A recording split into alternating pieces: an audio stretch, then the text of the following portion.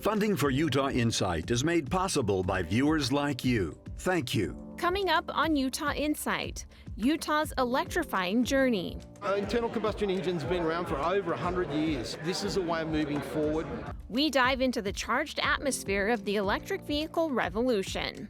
Discover how Utahns are plugging into the future of transportation, what incentives are there, and how much you can benefit from making the switch. It's nice waking up every morning and going out to your car and unplugging it, and it's the equivalent of having a full fuel tank every morning.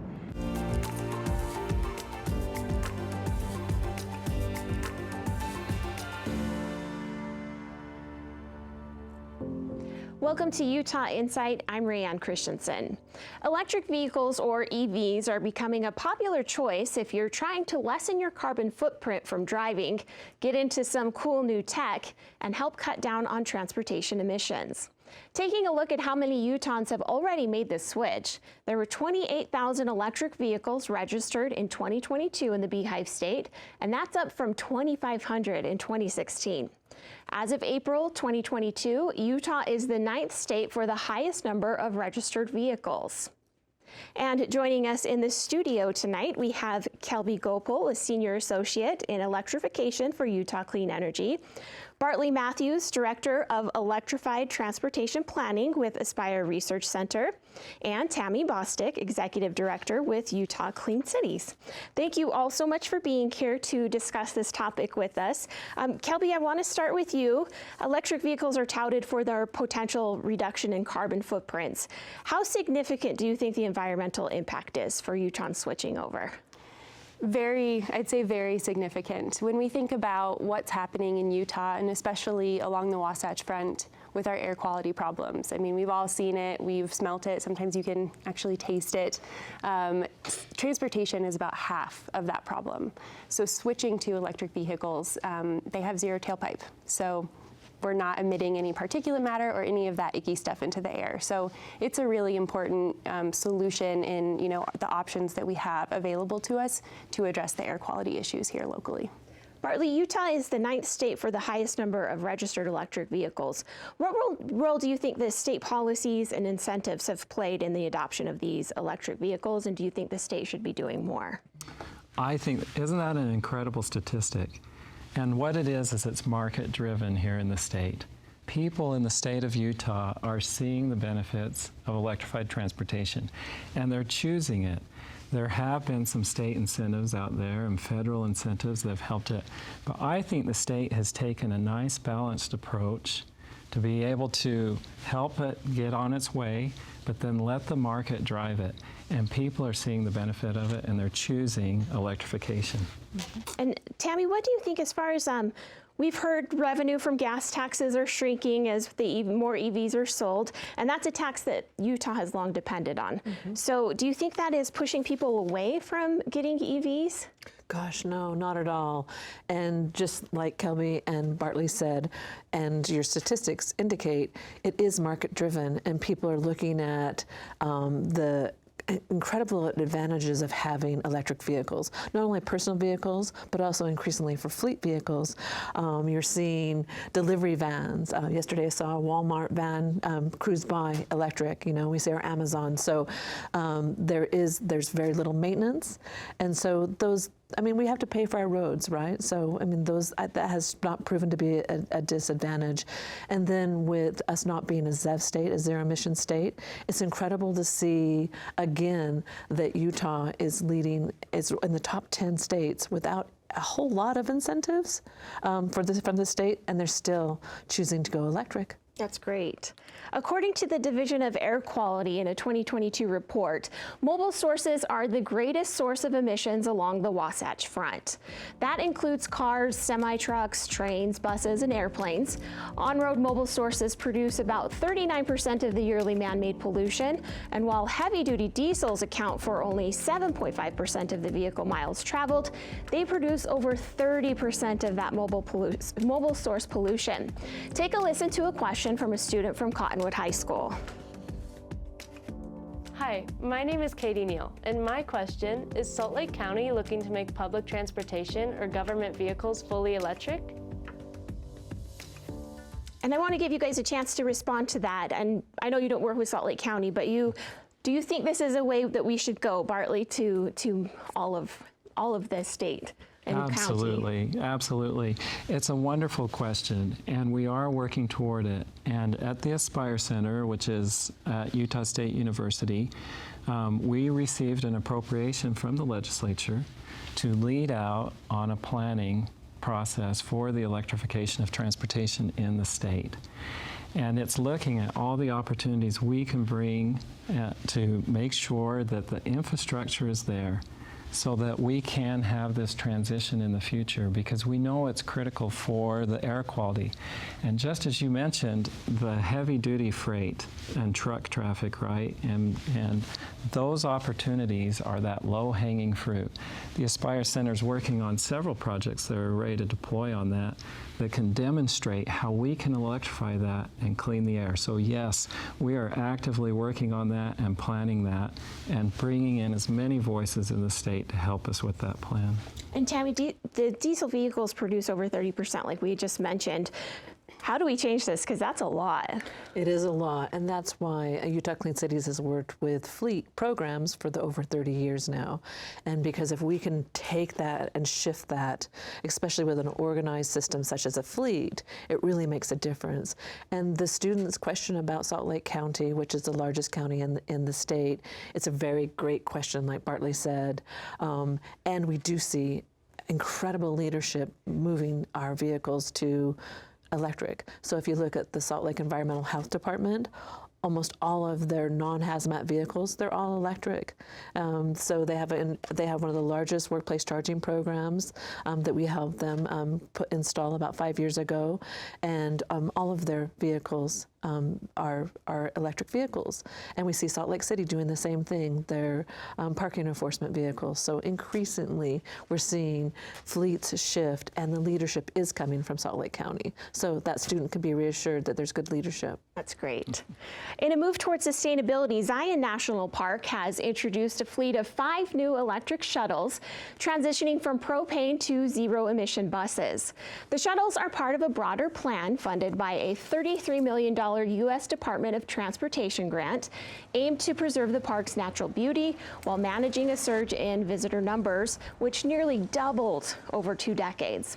Meanwhile, Utah's Transit Authority's fleet includes 34 battery electric buses. They use high-powered overhead chargers at transit centers and overnight chargers at 2 bus garages. And Kelby, in your opinion, what are the next steps for Utah to advance public transportation? Yeah, so I mean, we've already touched on the medium and heavy duty sector, but just to hone in on that a little bit more, I think that's a huge opportunity for Utah. Like you said, those are a small number of vehicles on the road, but a large, are responsible for, a large part of our air quality problems. And so when it comes to public transportation, that's a pretty obvious win and low-hanging fruit. Those are, typically diesel vehicles. They do a lot of idling, which is, even worse for our air. But they have predictable routes. They stop and go, and they have an opportunity to do the depot charging, like you mentioned, so overnight charging. So that's some low-hanging fruit for Utah and public transit authorities to switch to electric. Bartley, how important is it for community engagement and the public awareness? We've talked a lot about the cities and the counties and the state. What about the community members? That is where it really happens, and it's because all of this affects our communities, right? If we looked at the Wasatch Front and the west side of Salt Lake City, there's been great impacts out there. And so this is an opportunity to help those communities have a voice and be heard and bring some sustainable elements to their community where we can clean the air and we can make improvements to them. So through this planning process, we're doing everything we can to reach out to the communities. And I mentioned Wasatch Front right now, but we're reaching out statewide. And we're trying to get all the voices. Rural Utah, they have a very important voice in all of this. And it's important to understand their mobility their needs in mobility, and also they produce a lot of the energy generation in our state that powers the electrification for all of these vehicles. So at the Aspire Center, through the planning process, we're doing everything we can to reach out to the communities, and we welcome those voices. So please contact us if you want to be heard. Do you have any thoughts on this? Well, I'm excited to see you bring up the Zion shuttle program. Our program helped put the propane shuttles on the road back in the day, and it saved the park over 130% emissions they would have otherwise had if they had ran on diesel. So that's incredible. And they started with the 6 electric buses. Now they have 40 electric buses. So their entire fleet has shifted to electric, and that's exciting as well.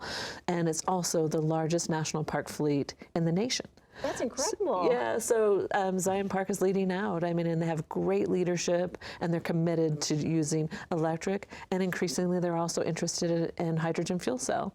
So that's the next piece, right? We can look at those heavy-duty vehicles that are not only in our parks, in our public transportation systems, but also we see 70% of the freight coming off of the West Coast, it ends up in Utah. That's why we call it the Crossroads of the West. So as we can see that build out in California, and across coming east, eventually, you know, there's a great opportunity for us, and the Aspire Center is working on that project with the Inland Port and other key industry partners to say, what is it like to bring zero-emission vehicles from the West Coast east? And so we can see that increasingly happening with zero-emission corridors, the investment of industry, public-private partnerships. So it's an exciting time. We have the largest transportation system in the world, and so along with that comes great responsibility to make the better choices. Very exciting time. Yeah. Imagine a place where the hum of electricity and the future of transportation merge into a 5-day journey of discovery, where people from every corner of the globe gather under the buzz of high voltage innovation. That place is Weber State University, where the electric vehicle revolution is not just coming, it's already here. We call this the Hybrid and Electric Vehicle Boot Camp. This is our 29th one that we run. Weber State University is known in car circles for pushing the frontiers of automotive technology. What many may not know, the school hosts a groundbreaking hybrid and electric vehicle boot camp poised to redefine the future of transportation. We're going to need a 10mm to disconnect those. Under the expert guidance of Professor John Kelly, let's lift this cover off and see what's inside. Famous for the Weber Auto YouTube channel with nearly 500,000 subscribers, the university opens its doors to students and professionals from all over the globe. It's fun to have people come and appreciate the work that you do. There's nothing wrong with the battery itself. It's just For an entire week, participants are immersed in the intricacies of servicing, if coolant comes out, you know you got an internal leak.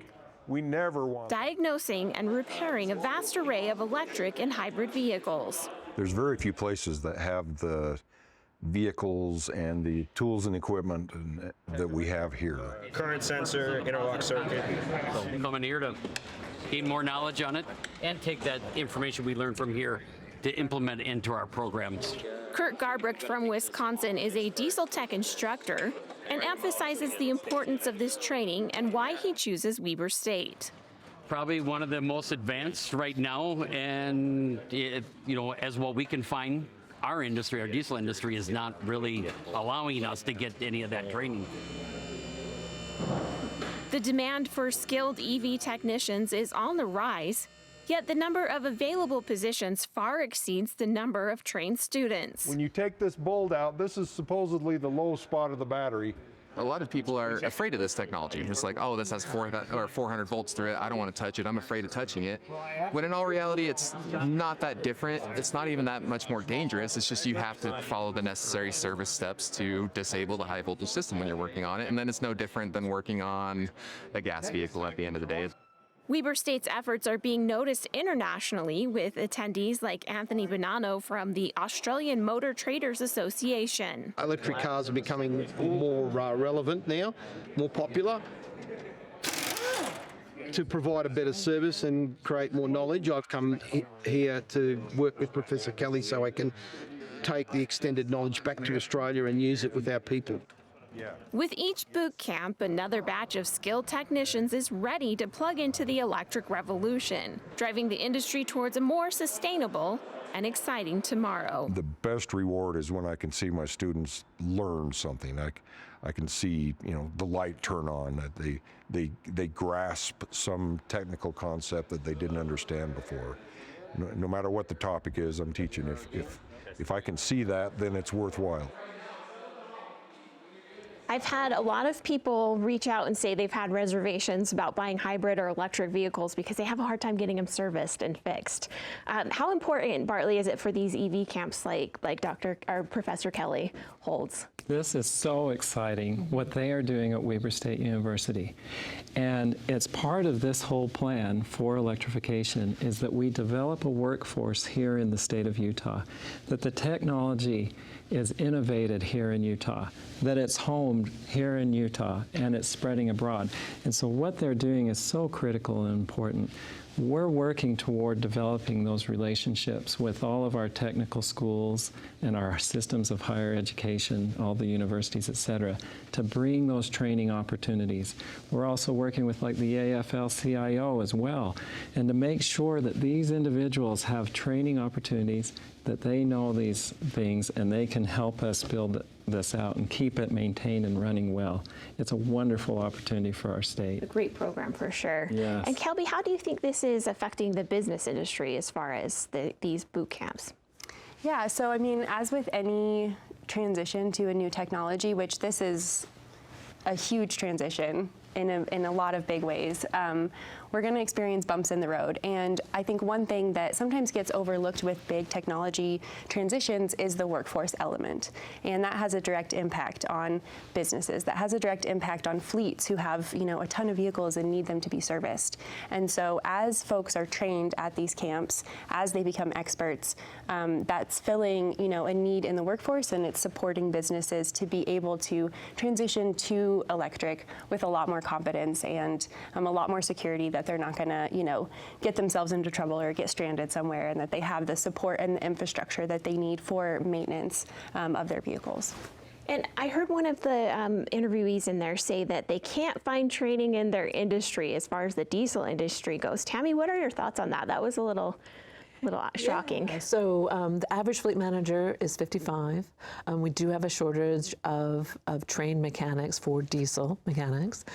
So right now, Weber State and Utah Clean Cities and the Department of Energy, we're just launching a new project, ICE to EV, internal combustion engine to EV mechanics. And so that's an exciting program because not only are we training existing mechanics with what they need to know about all the electronics, things are increasingly electric and very much computer-based. And so this program at Weber State, it is the best in the nation.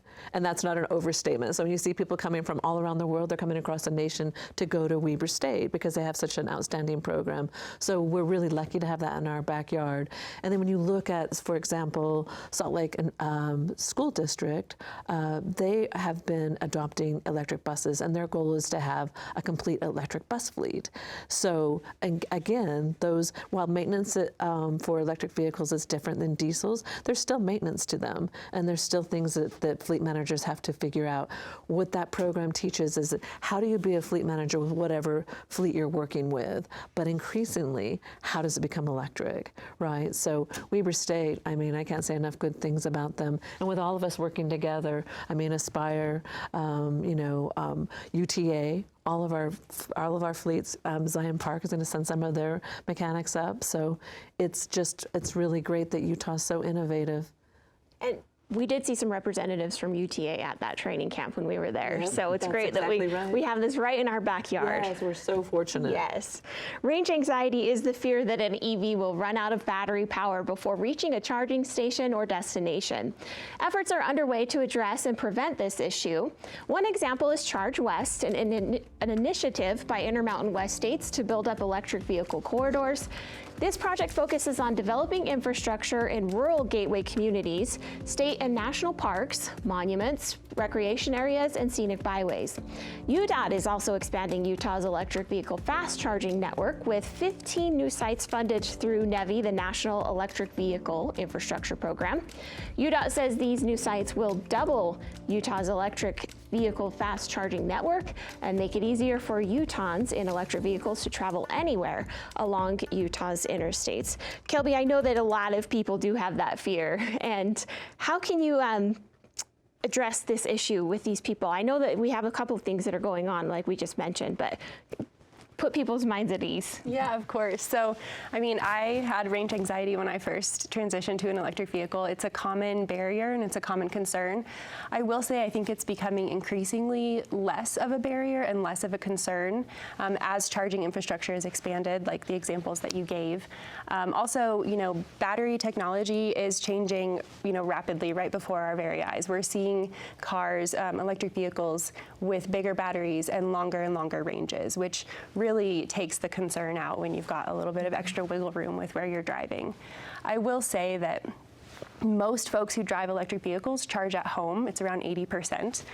So it is really important to address range anxiety that we make sure that everyone has access to home charging when possible, especially those who live in apartments and condos. It's really difficult if you live in a multifamily building and you don't have access to charging to own and operate an EV with confidence. And so that's something that Utah Clean Energy is working on. We're working with local governments across Utah to help them adopt EV readiness policies so that new buildings that are being built are ready for an EV future so everyone can have access to drive an EV. That's Rayanne, if I could add a little bit to that as well, because range anxiety is a huge concern. And one of the neat things about the Aspire Center, we're a National Science Foundation Engineering Research Center. Part of the reason we received that designation is because we are working towards wireless charging opportunities and electrification of the roadway. So instead of always feeling obligated to have to plug in somewhere, what if you could drive from Salt Lake City to St. George on Interstate 15 and drive over a segment of electrified roadway that's maybe a couple miles long, and you're charging at highway speeds as you drive over that roadway. And then maybe you go for another long distance and then you hit another segment of electrified roadway. What that enables us to do is reduce the battery size that's required, and it provides that security that you know you can get to your destination. It's especially important and a unique opportunity for freight.